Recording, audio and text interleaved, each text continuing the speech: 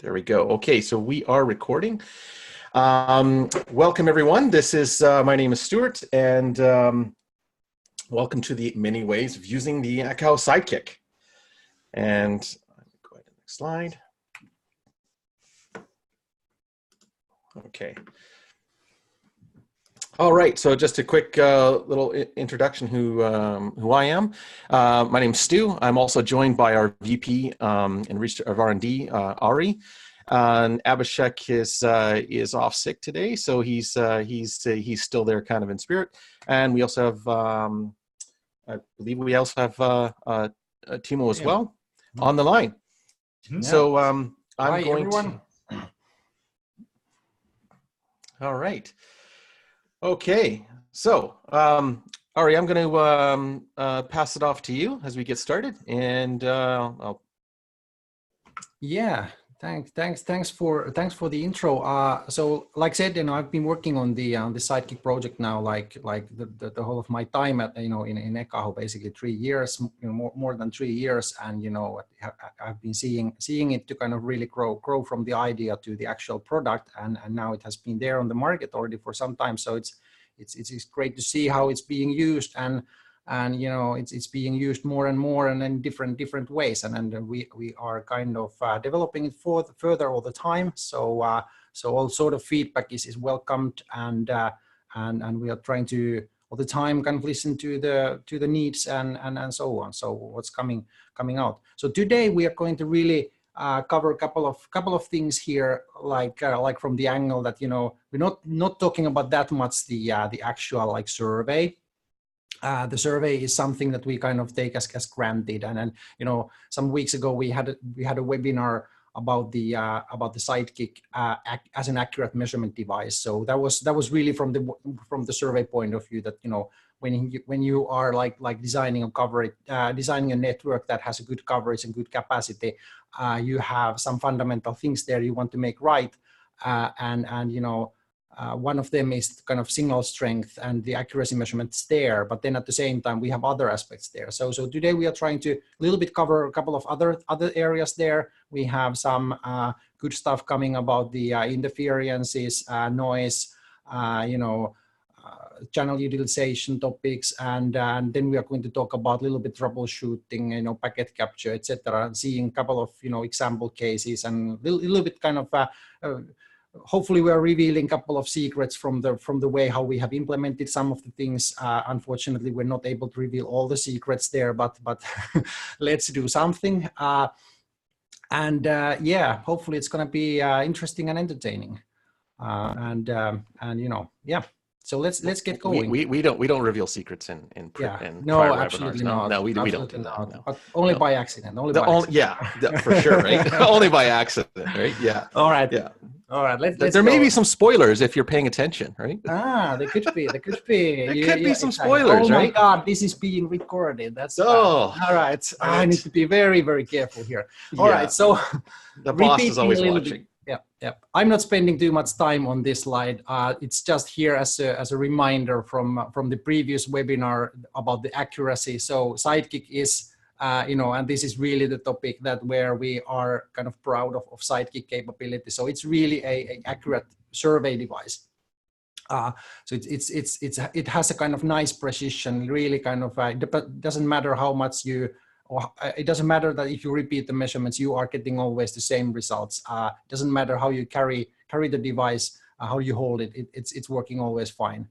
And it basically, you don't need to worry about the survey paths. We have like omnidirectional antennas, and then we have a good stuff there. So you can basically trust the numbers you get. So as far as we can tell, the numbers, signal readings, and also noise readings, but especially last time we spoke about the kind of the signal strength, etc. So those are accurate things, and you can trust your design, and build your design on top of those. And the third point was obviously that if you pick if you pick any devices that there could be like maybe you have several of them, or maybe your friend is having one, maybe you're sharing a work a little bit, like doing the survey at the same time in the same building or so, you basically have the similar numbers coming from both devices or all devices. So all the units are functioning consistently, which is important.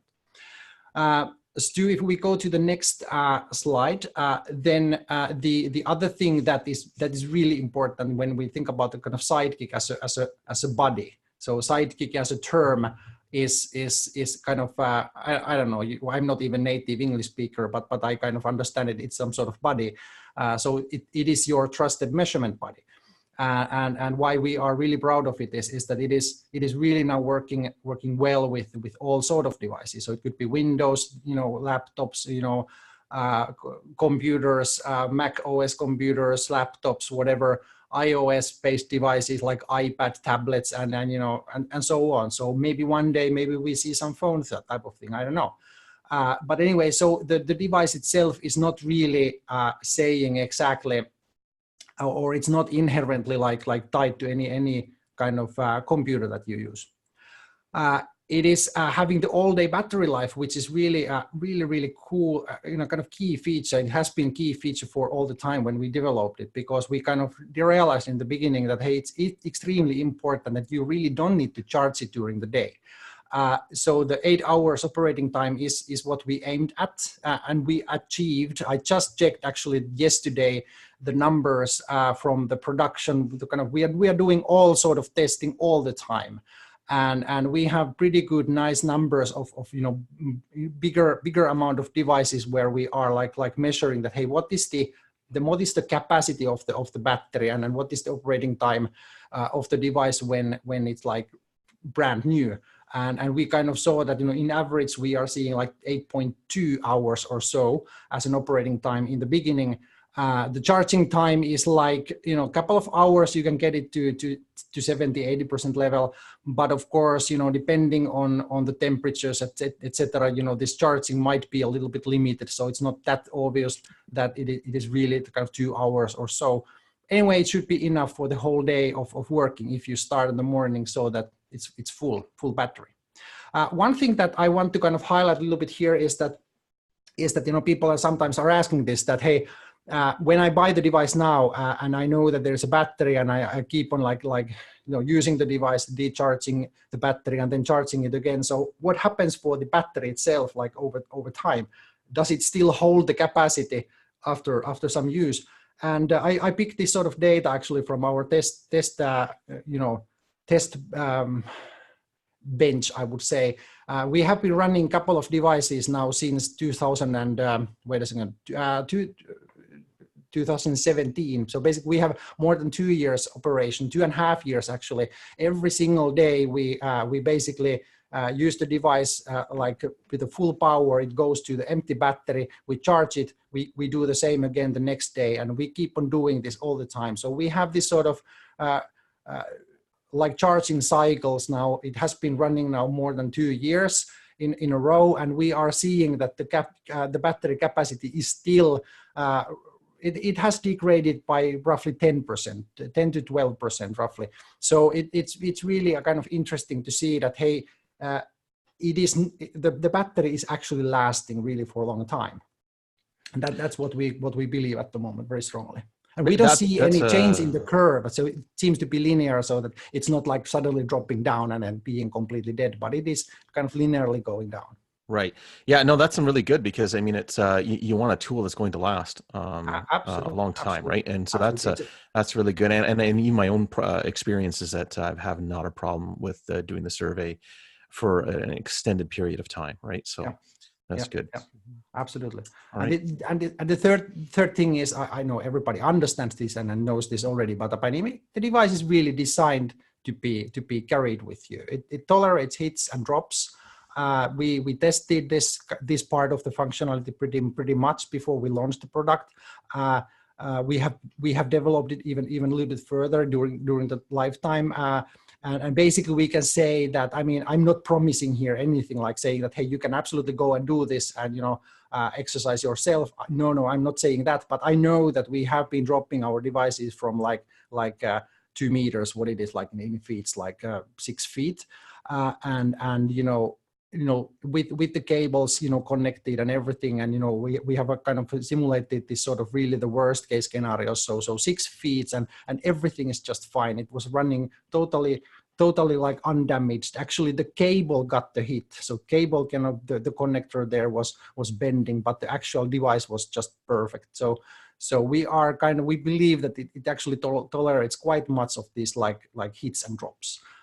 But obviously, I'm not saying that go and try it yourself. Yeah, no, we don't do just that. In case we've got a nice little manual. We have a nice manual in the box that says what to do and what not to do for sure. So this is really good, right? Because this right. is Yeah, and really, yeah, and this slide basically here is kind of saying the thing that it is a safe investment. So we have plenty of stuff that we have kind of introduced during the time it has been on the market, and these couple of bolded ones are the big ones which we kind of introduced like last spring when we did the Connect launch. We had the Connect product basically coming, so we had the iOS connectivity coming there. We had file storage, like hardware feature that we basically just enabled by firmware. So it was a hardware that was included in the device already at the time we launched, but we just didn't talk about it. And there has been interference classification addition. Later on, we are nowadays saying that we can do AX like 802.11ax support for surveys, because in the end we are like doing passive surveys. We are kind of just listening the beacons. So it's not that much different, but you can use the product to do a survey for AX networks as well. Although in the beginning of the product life cycle, we actually didn't know for sure that that AX will be absolutely there. So we didn't mention about it, but we know now that we can do it. Yeah, and that's Wi-Fi 6 for some of the new folks entering into the wireless realm. So that's the new marketing term, right? The Wi-Fi 6. But yes, for us technical guys, we all know what AX stands for. Yeah, I know. Engineers love all these mysterious acronyms. So absolutely. Sorry about it. But Wi-Fi 6, yes, absolutely. Yeah. And when going forward, there is more to come. So we are definitely working on the interference classification all the time. We talk about it a little bit later today, and then there is something more as well. I don't reveal it, but I can guarantee that there is still some secrets in the boxes. So stay tuned. Yeah, that's right.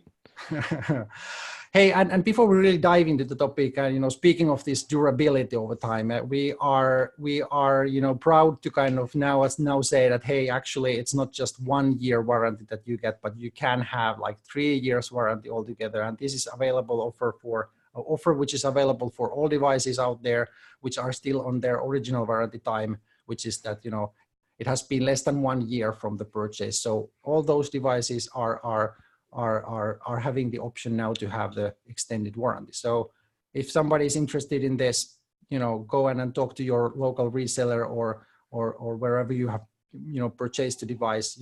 There should be now this option. Absolutely. Available. Yeah, we also have some information on our website as well that outlines this, and this is a great add-on to the investment that you're purchasing.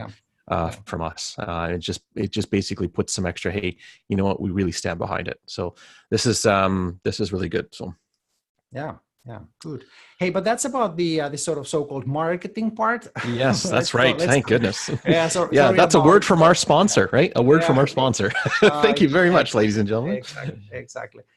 So now let's dive into more details and have some interesting technical stuff around it. So basically, these are the key areas which we kind of decided that hey, let's talk about this. Except that the first one, the site survey, I just wanted to have it on the slide because that is really the use case for the Sidekick. But it's not just that. And now we are going to talk about like the spectrum analysis, interference classification, health checking, and troubleshooting with the packet capture the remaining hour or whatever we have time left. So let's dive into this. Before we okay, maybe I think it's enough that we just start going there. So let's start with the spectrum. So Need one the next slide? No, next slide. Yeah. Okay, thanks. Good. Yeah.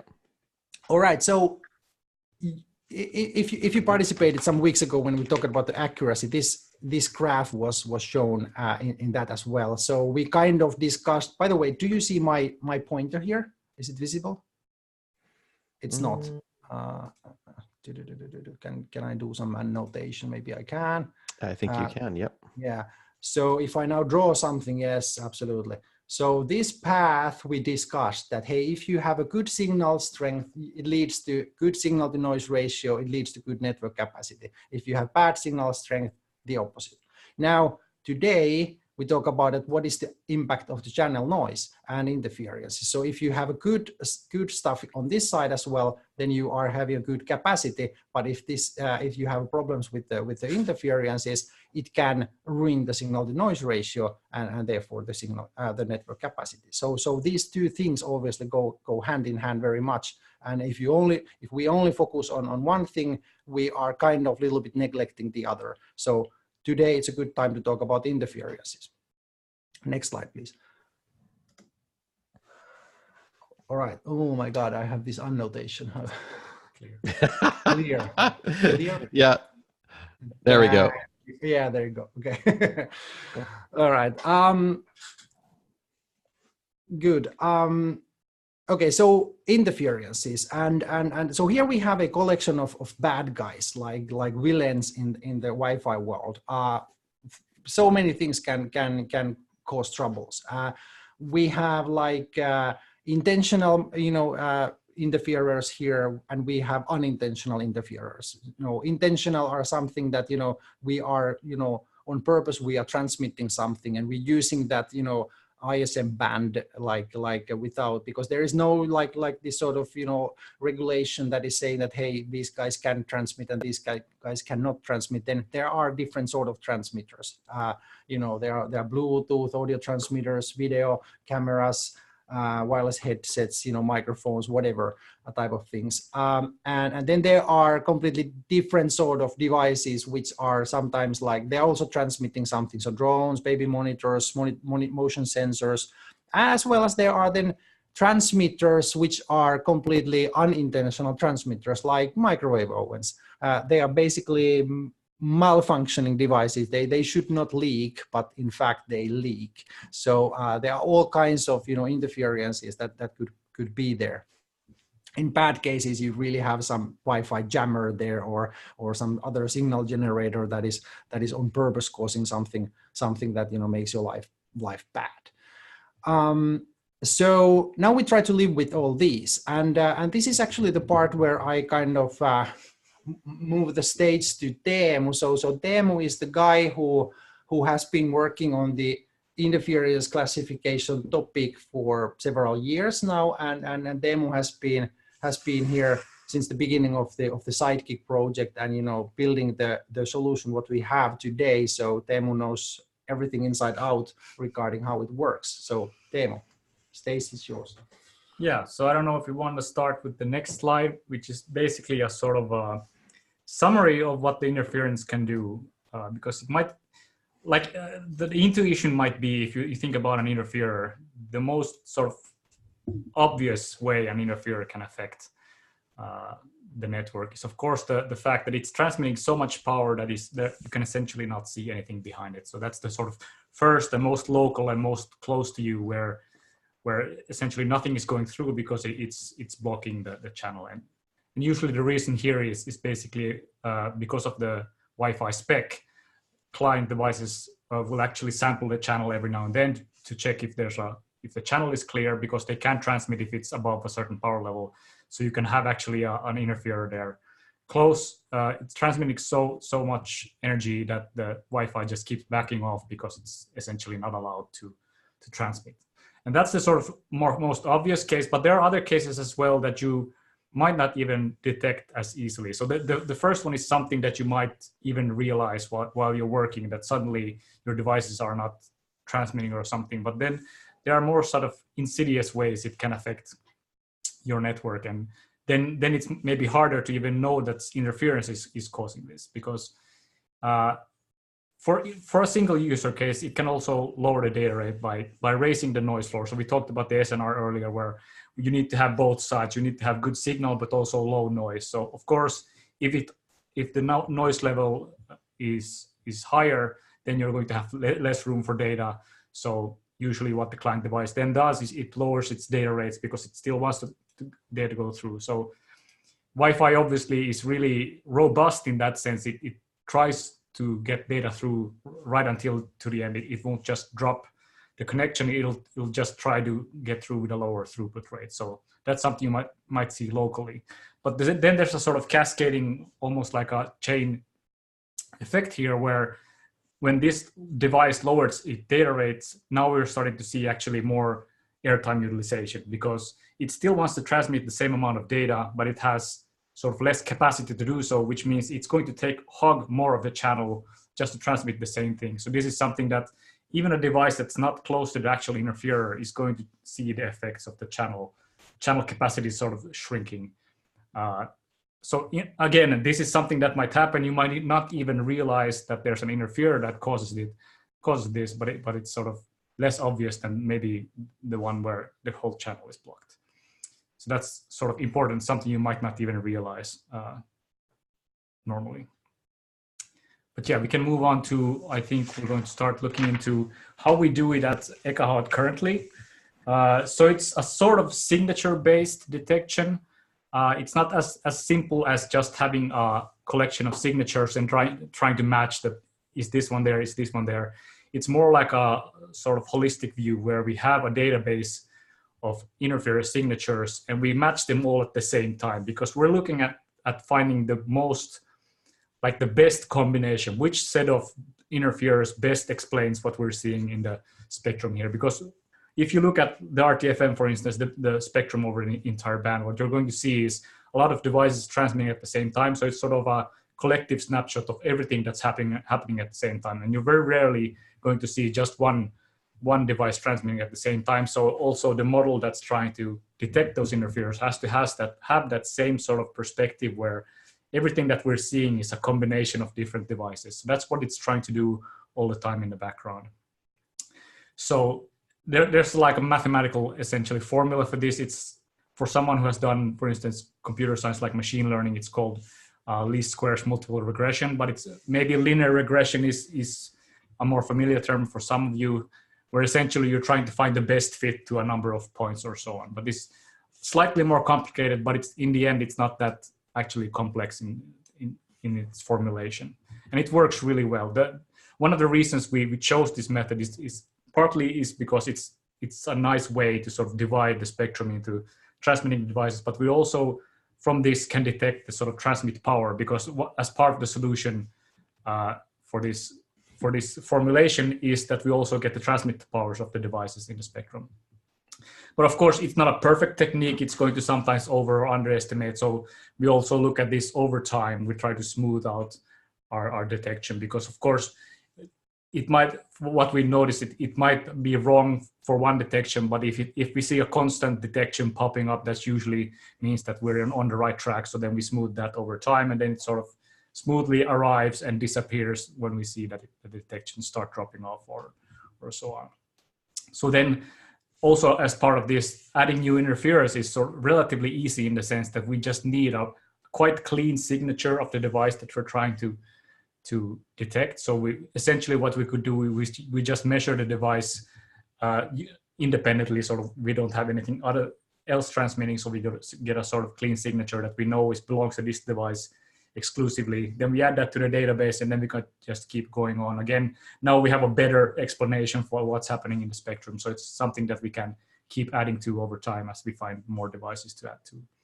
So in that sense, it's also important for us to know if it's not detecting something that you notice, especially if it's something that keeps popping up that we don't detect, but it's really doing some work on your network, that would be important for us to know about. So yeah, so it's all about these signatures. Like you know, we need to see the signature of some specific device, you know, and then once we have seen the signature, you know, of course, more we see the signature, then kind of more reliable our kind of database is for that specific interferer.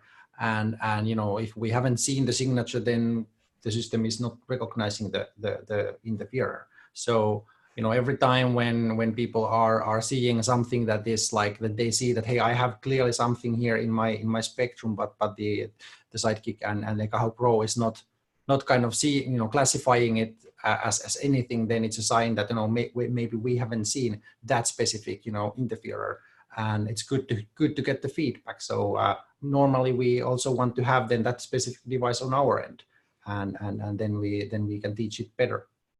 Yeah.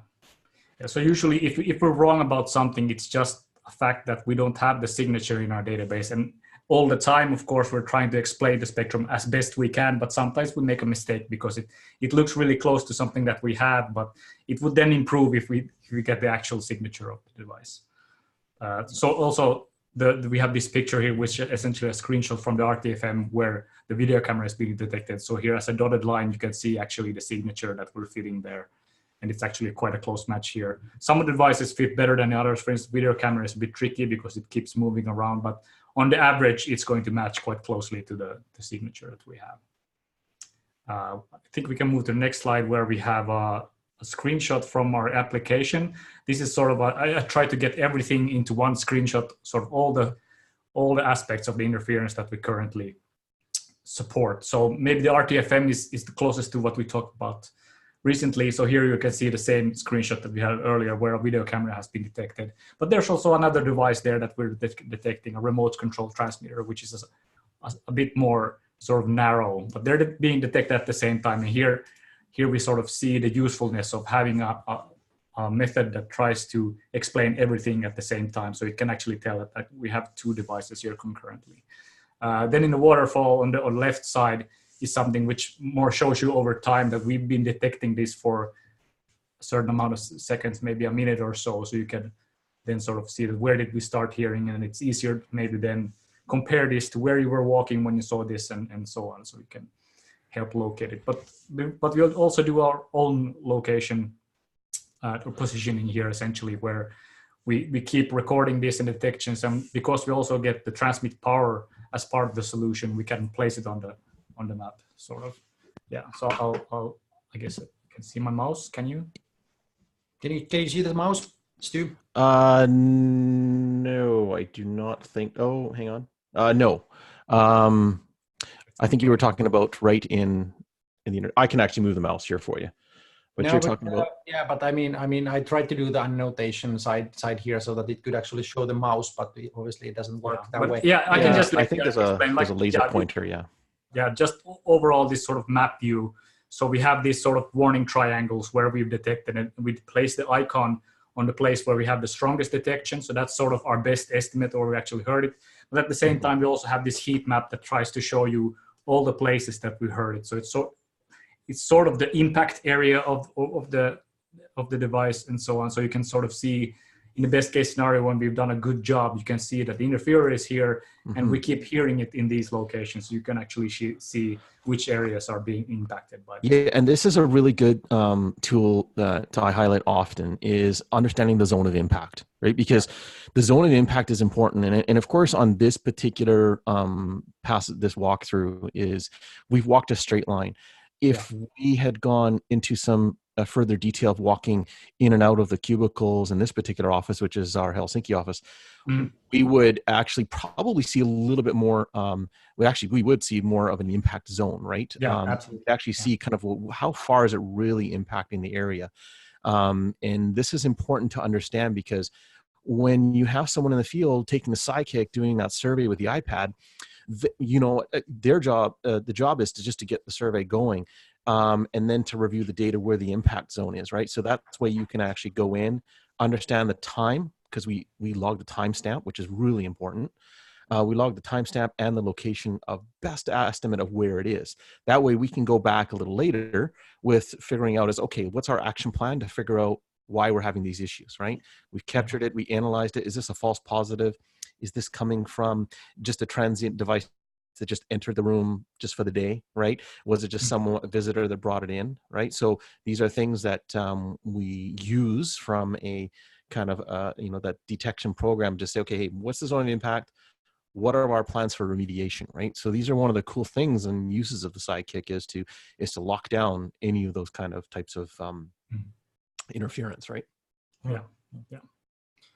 So, this is also, if you want to play around with this, we try to make, it's a bit conservative at the moment. We try to sort of really nail it down that we don't really put the interferer on the map if we haven't received a lot of interference sort of detection events, That's because right. we don't want to clutter your map, because it's a work in progress and so on. But if you want to play around and see what would the sort of ideal situation be, so this screenshot is actually from a example project that's part of the installation. So if you know where the folder is for our example projects, this is the interferer survey example project. So here you can go through the RTFM, for instance, scroll and see what the kind of different interferers we're currently detecting, how would you look on a map, and so on. Click on to get familiar with what an interferer event or case would look like, maybe in your case as well. So yeah, I guess that's pretty much from the interference classification side. Should I go straight into, or do you want to? Yeah, I mean, then we switch the topic basically. So we start talking about like a spectrum utilization or channel utilization. So this is a bit different thing, but it's like still kind of spectrum analysis a little bit. So based on the spectrum, we sometimes might see something like this, what you have on the slide, and it means basically that we have a very narrow peak of some energy. And in this case, it's very close to the 5G channel 153, and the question is that, is this a big problem or not? And so far, our implementation on the Ekahau Pro has been that we are basically calculating so-called spectrum utilization. So really purely from the spectrum point of view, it's a narrow peak. It has high energy, but it's very narrow peak. So the spectrum utilization is right now considered to be only 3%. But then at the same time, we realize that this is actually it's not really that small of a problem. But in this case, this is actually a bigger problem. So then we went back to figure out that, hey, what is this really, and how should we kind of really visualize this to the user? Teemu, maybe you explain. Yeah, so maybe the easiest way, I have a bit of, I don't know, math, but it's a more technical explanation of how we've done things. So that's in the next slide. How we've done things before and how sort of our proposition, how we're going to do it from now on. So the problem, I wouldn't say that's a problem as such. We're technically correct the way we did it before, but it's a bit sort of beside the point, in the sense that we're actually dividing the channel up to specific sort of spectrum bins, and then we look at, is this being utilized or not? And then when we average that over the channel, the problem is, in a case like this, where this is sort of a simulated example, you might have an average utilization of 56%. And that's technically true. 56% of the spectrum is being used in this specific channel, but that usually isn't the question you're asking when you're designing. You're not really interested, is this 12 or 50%? You're interested, can I use Wi-Fi on this channel? Is this channel already being used?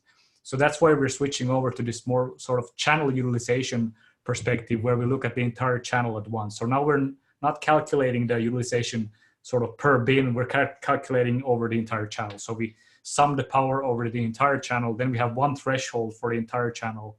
And if that's being crossed, then we label that sort of sweep as being used, and so on. So in this same example, we might actually have 100% utilization, because there's enough power in being calculated there that we would say that the Wi-Fi client wouldn't actually be able to transmit anything. There's too much power here. Yeah. So that's sort of the more technical aspect of how we're working with it from now on. So this is kind of really now snapshot of the kind of beta which we have out now regarding the next Pro release. Stu, if we go to the next slide, so then we see how it will be. Yeah. So if you're familiar with RTF, this is almost, well, it's basically exactly the same as before. The only thing that's really changed here, sort of in a visual sense, it's called channel utilization instead of spectrum utilization. But you're probably quite soon going to see that the numbers are going to be different. So here we have, for instance, a video camera on around channel 1 or 2. I've actually switched off interference here because I want to be clear about what's happening in the picture.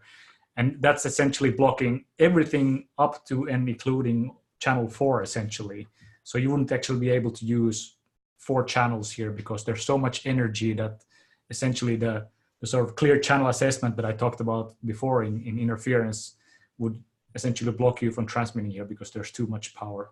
And that's also something you can see where we're not actually getting any Wi-Fi beacons through here because there's too much energy going on. So that's sort of a pretty close match to what we're calculating right now. So of course, this is also going to affect then the heat channel utilization heat map. It's going to use the same calculation, and we're sort of hoping that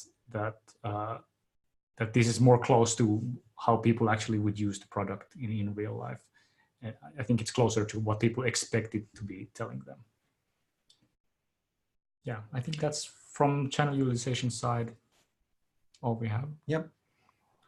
Absolutely. These are good, good understanding of, I think we covered good understanding of, like, you know, how we're using the Sidekick to kind of help us understand what the environment is like, because a lot of, you know, times we just see the AP up there, we just see the client's traffic, but we don't really know, right? And a lot of times, you know,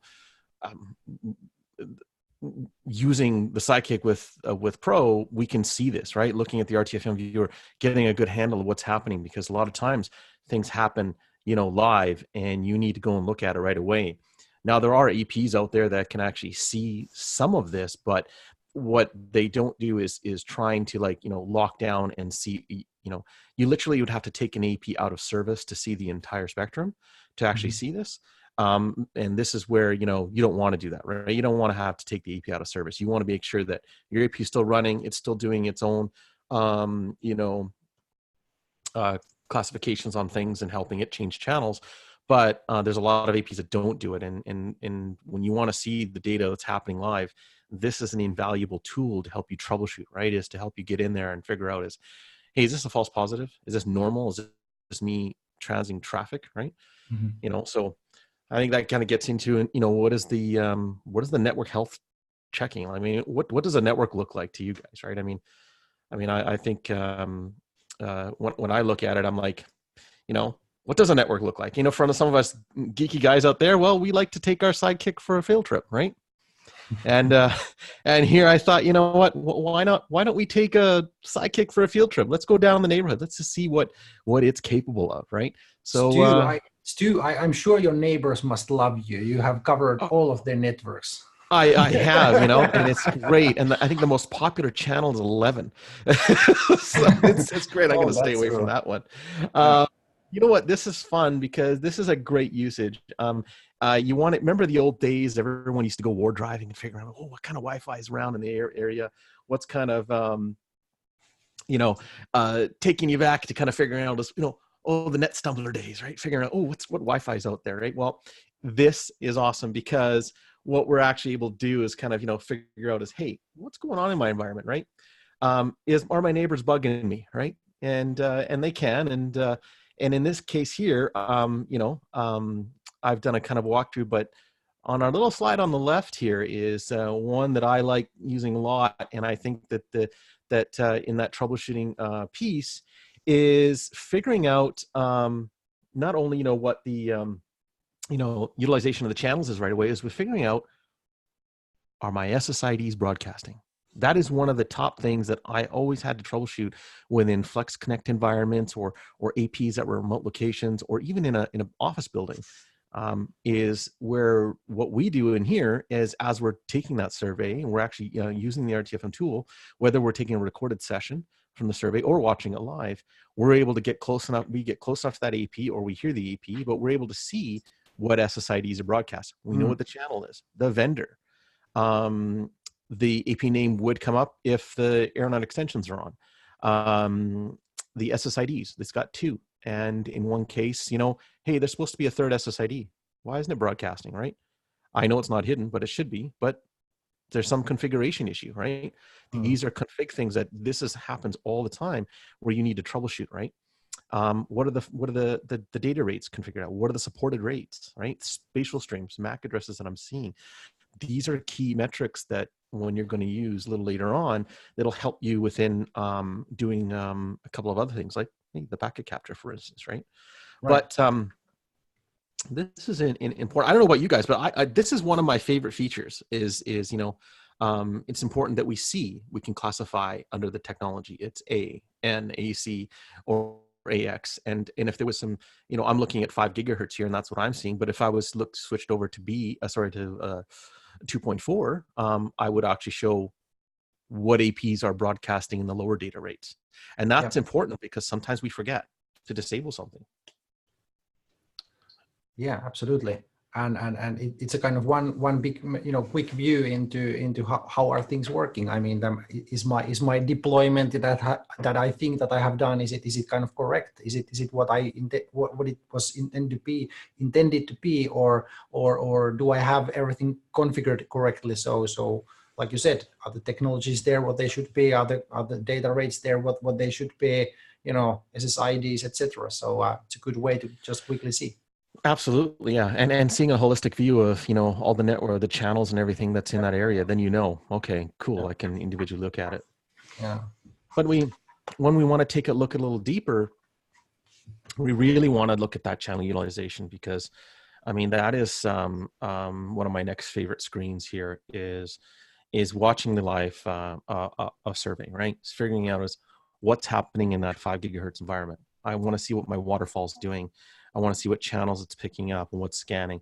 I want to see what's that utilization, what's that impact, right? Because that's important. And as we get into how we're actually highlighting, as we can see here, we can see all the different SSIDs, and we can see the 40 megahertz, the 20 megahertz, and if 80 was broadcasting, we would see that as well, right? And so when we see that, this is important, right? And actually, we do see 80. So we got your 80, 20, and 40, and this helps us understand. Are these ones too far away? Are they, are they too close? Well, then, yeah, sure. We can classify that and understand that is it too much power, right? And that's same as we were mentioning earlier, right?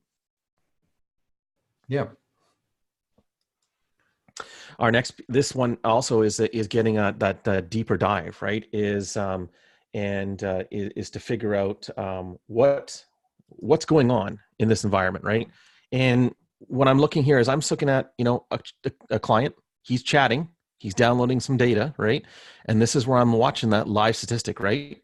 Oh, in comes lunchtime. Oh, Mr. Microwave, troubleshooting an issue, right? We need to figure out what's happening here. What's going on with this network? Is it how's that impacting, right? A lot of times we want to see what's going on in a network and figure out hey,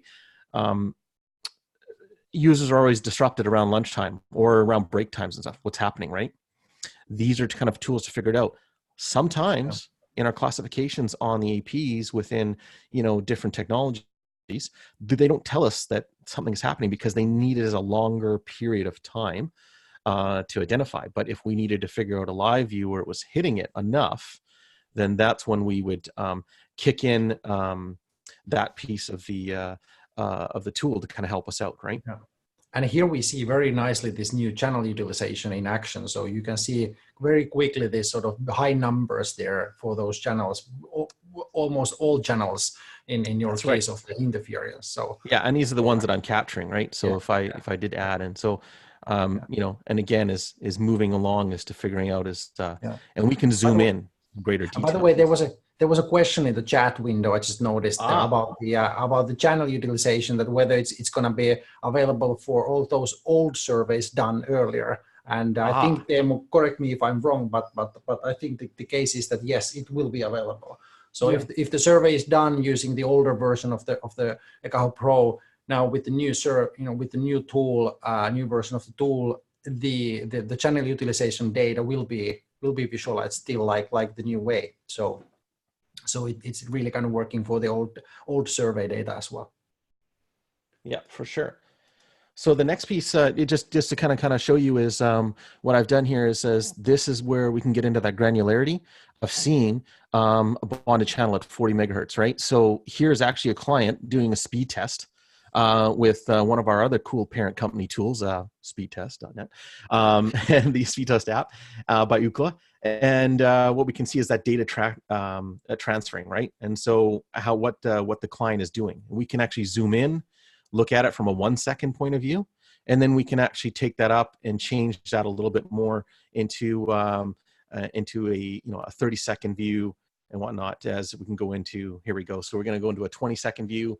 We want to see what the lifespan is of it, so we don't have to kind of keeping on it too quickly, we can see what's happening at a little slower rate, and we can slow it down. We can do that in the 2.4 range as well, which also helps us out. And so using the tools to kind of do those troubleshooting diagnostics is invaluable. Having a piece of equipment like this is definitely a time saver than, and worrying about taking APs out of service, accessing the controller, doing that sort of interesting things. And I like that. But the channel utilization is the blood pressure of the network. And a good friend of mine is always reminding me of that, and that's George Stefanik, is always look at that channel utilization, right? That's your blood pressure, right? Figure it out. That's true. That's true. So we got another kind of cool thing that we're doing here is the troubleshooting the packet capture. This is a new tool for us this year for your team, Ari. So this is, this is a great tool. And one of the cool things I love about this is that now I can figure out do I want to localize a channel? Because a Sidekick's capable of scanning all these channels at the same time. But what we can do is, if I want to get granular, I can go and scan an individual channel. So let's say if I want to do 11, 36, and 40, I can use the dual radios to scan both of these and on the 7 antennas to maximize exactly the capture I need to see. Once I've done that, I can send that over to our trusty packet capture tool, right? So bring on the sharks, right?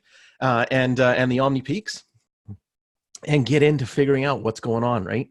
So it was a quick test, and as you can see, this is a kind of a test of of the network around me is where I want to see, and I want to see those radio tap editors, right? I want to see where the beacons are coming from, what I'm hitting at those specific channels, right? And going under the specific channel always helps, right? If you're troubleshooting definitely a roam, or you want to see how a client's actually associating, right? You want to see, is the client associating to the AP?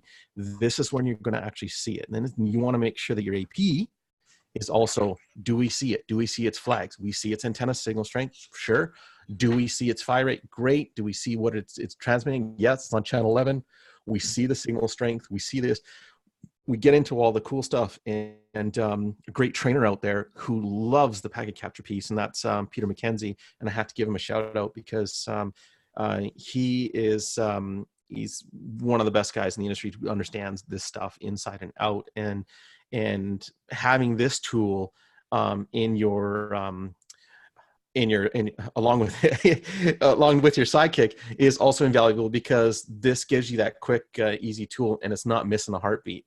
Sure, we got it on Mac. We can, for those that got Mac out there, we can use the tool out there that's available from Adrian Granados, which is amazing.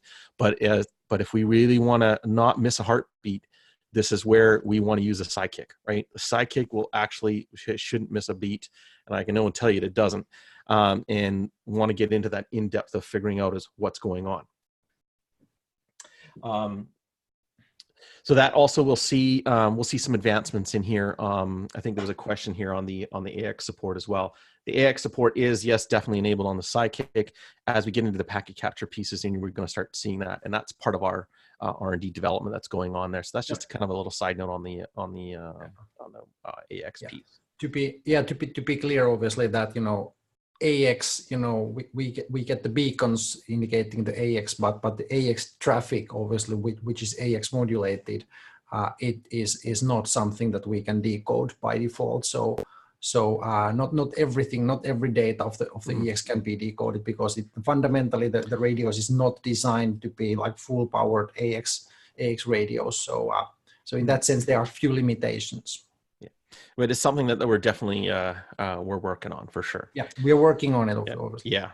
There's things we can and can't say, right? We can't give too many secrets away. Yep. You noticed on the previous slide there, I had some coloring rules. So a lot of the coloring rules are great, because understanding what the colorings are is applying a good coloring rule to your workflow also helps, right? And understands, where am I seeing the authentication, DOS, the pro requests, right? Those are important things, right? Can I see where the QoS is coming through? Do I see, how the actual acknowledgement of the client's actually reaching the AP? And these are really the cool tools that a lot of people don't use a lot, but these are kind of some of the many ways that you can use your Sidekick, other than making breakfast, right? But and keeping you warm. It's But, still warm. it is, yes.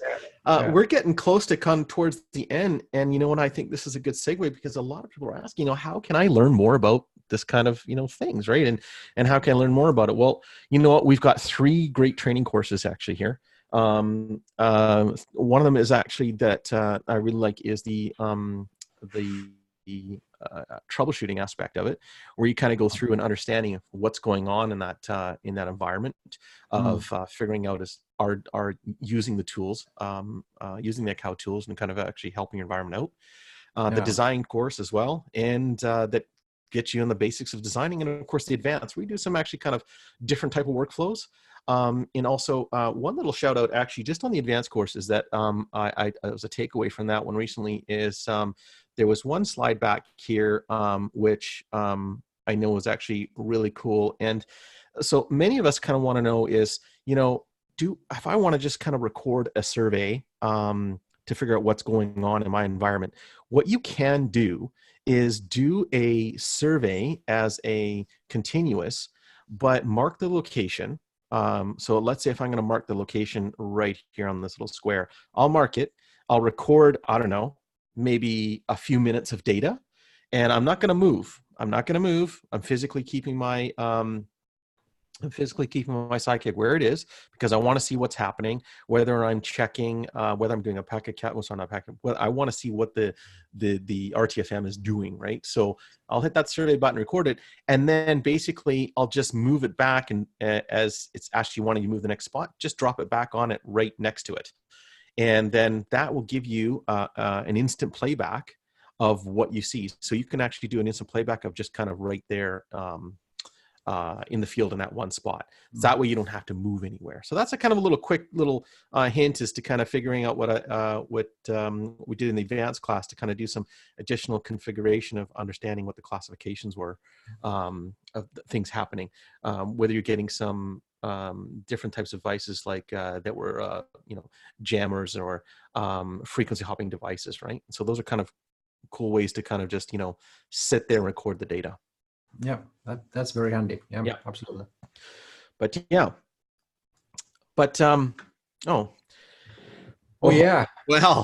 we're coming up to the end, but I mean, I'm gonna let you talk about this one because I mean, I don't want to tell too much about it. I'm just kind of saying that, hey, there is one more interesting use for Sidekick, and I'm basically asking people that, are you guys ready for moonwalking? Next week, you'll hear more. That's right. We have it's a great segue into our next webinar, which is happening next Thursday, same bat time, same bat channel.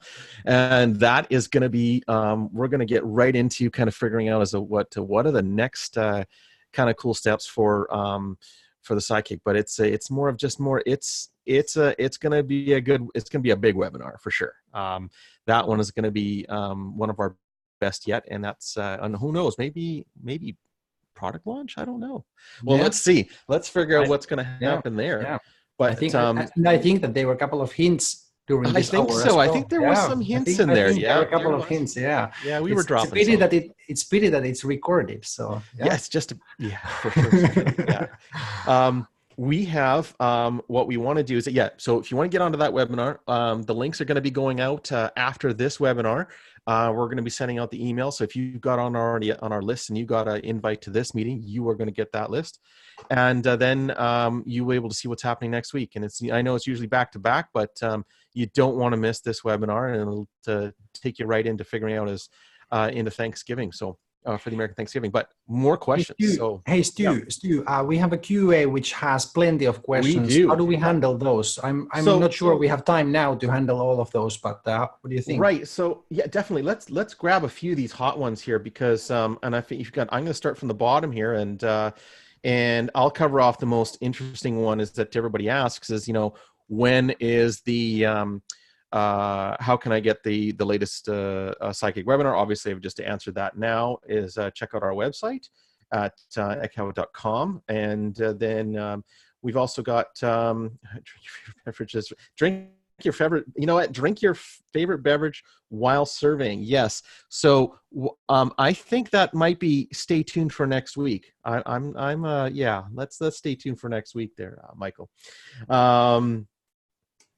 Interesting. Is there training for the Ekahau University? Is it university's free, or if we have? So the Sidekick, for more information on the actual training, I would definitely encourage you to get to our website there. We outline all of our training and what the costs are for that, and then reach out to your sales team for that one for sure. Yeah. Okay. Hang on. We talked about the AX that was mentioned in here. How we did the decoding. Now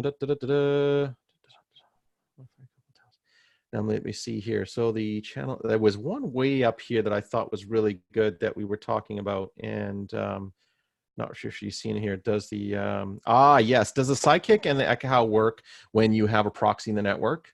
When I'm in the core network with a proxy, Ekahau can't connect to the internet.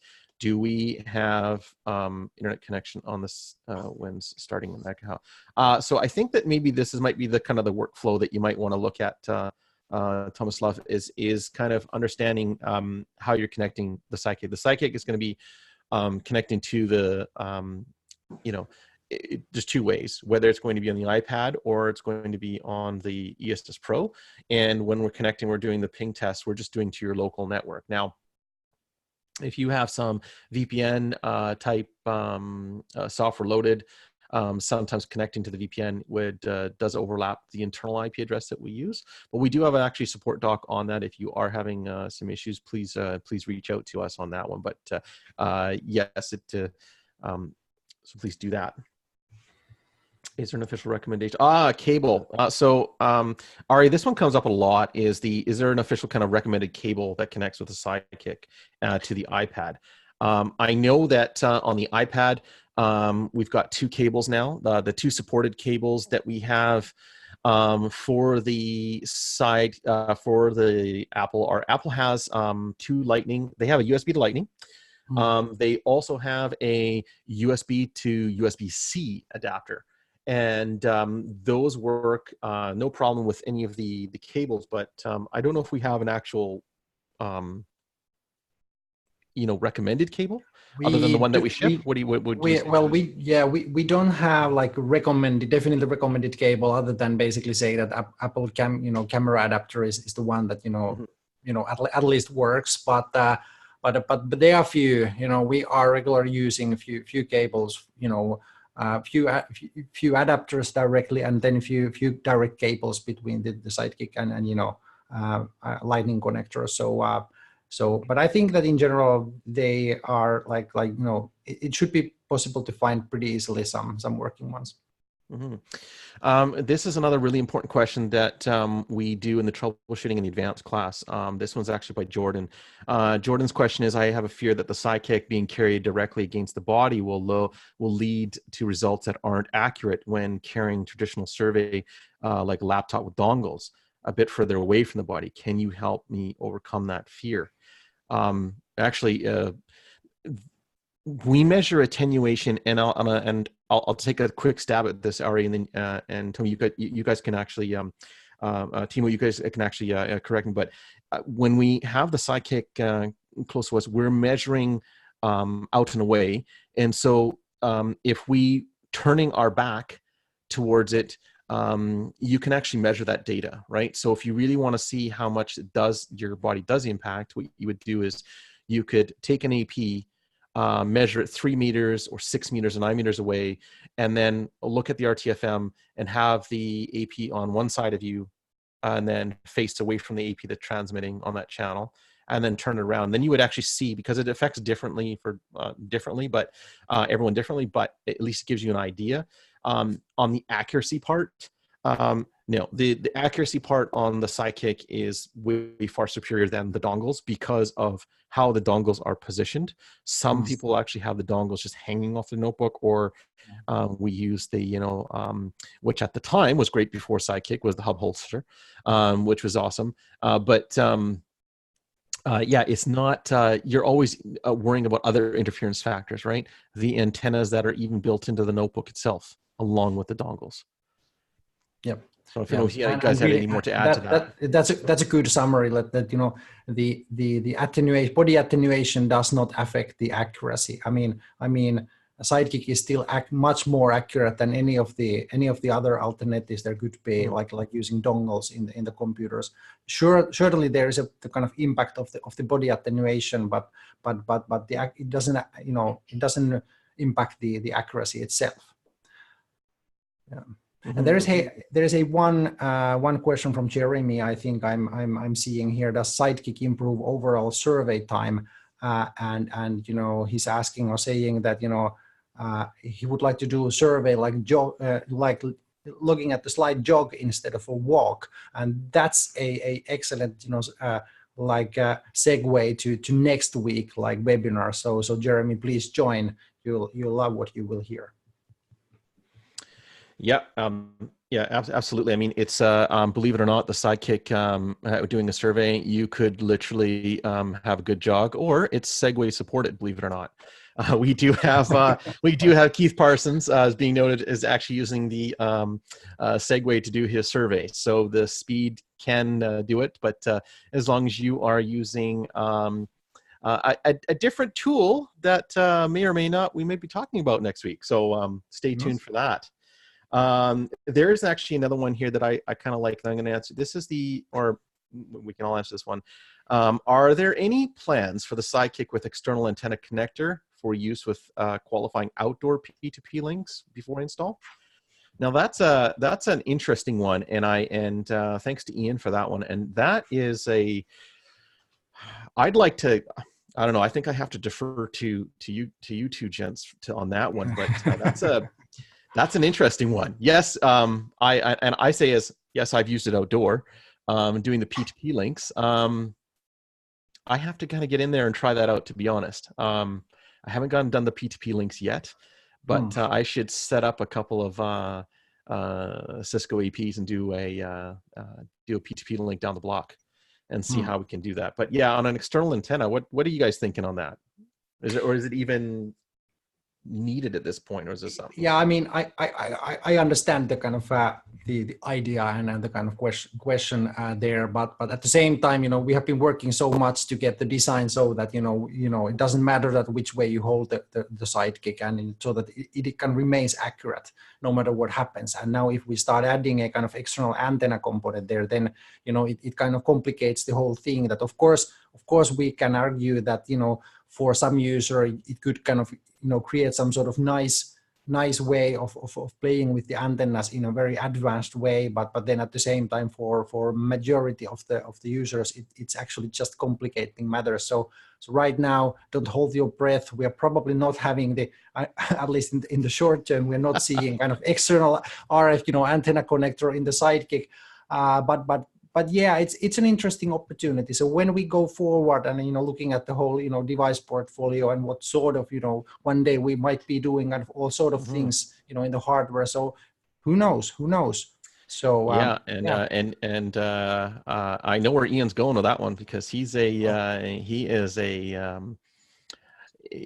knows his RF from the inside out when it comes to even the big radio towers. So I can understand where he's doing with that one for sure. And we should work on that one, Ian. So this is another good one here. We are by Mark, and this one is we're a WISP out of Canada that provides city Wi-Fi to a couple of towns and cities, and are looking to purchase Sidekick to perform wireless heat maps within town city. Is there any limitations that you think that can contribute to performing these site surveys while driving in a vehicle through the city? Well, yes, you probably want to make sure that the Sidekick is outside of the vehicle, but then I wouldn't condone actually strapping the Sidekick to the side of a vehicle unless it's securely well.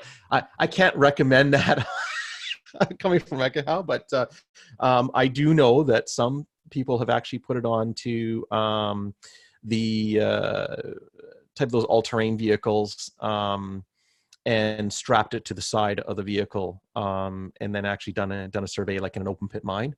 That I have seen during in the city.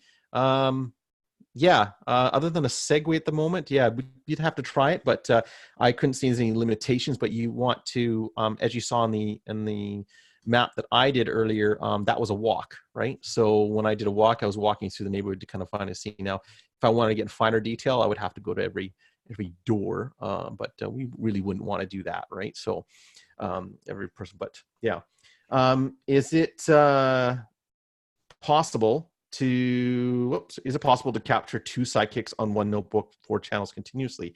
That is not supported at this time. Not a bad idea, but funneling 2 different sidekicks in at the time.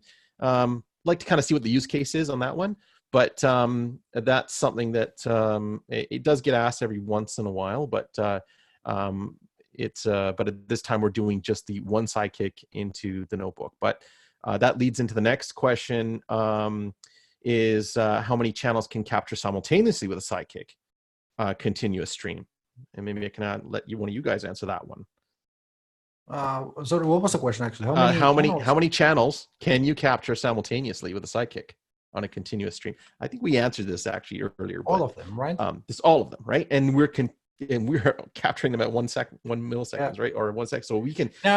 Depending. I mean, depending. You know, what is capturing? I mean, is the capturing the capturing like getting the spectrum, yes. or doing the scans like beacon scans? So of course, right. For the beacon scan, we need to stay on the channel for some time so that we can hear the beacons on the channel. And that is the kind of driving factor for how long does it take to go through all the channels. So we do have right. 2 radios there doing the scanning all the time. We need to stay 100 milliseconds per channel, which means that we basically, and then we have 40 channels roughly. So it means we have 2.5 seconds going through all the channels. But yeah, all of them. Yeah. And no, sorry, we are not offering Black Friday deals on the Sidekick, but that's an interesting idea. I'll have to ask the boss. Yeah. But buy today. We couldn't see here. Do you gents see anything else that strikes out at you pretty quickly that we haven't already kind of there are plenty of interesting questions. But I'm not sure if we have time to read a couple of questions which are pretty lengthy ones. So will Ekahau support SSID channel coloring for Wi-Fi 6 planning? Stay tuned for that one. That one, you might want to stay tuned there. That was by Steve. Okay. Notice during the...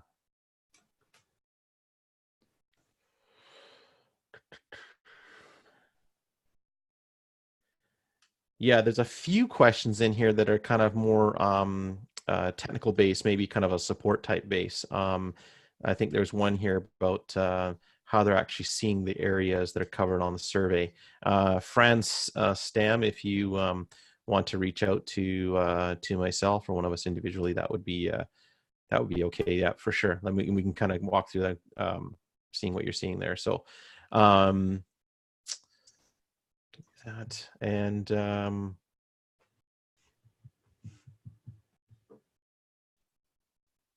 we tried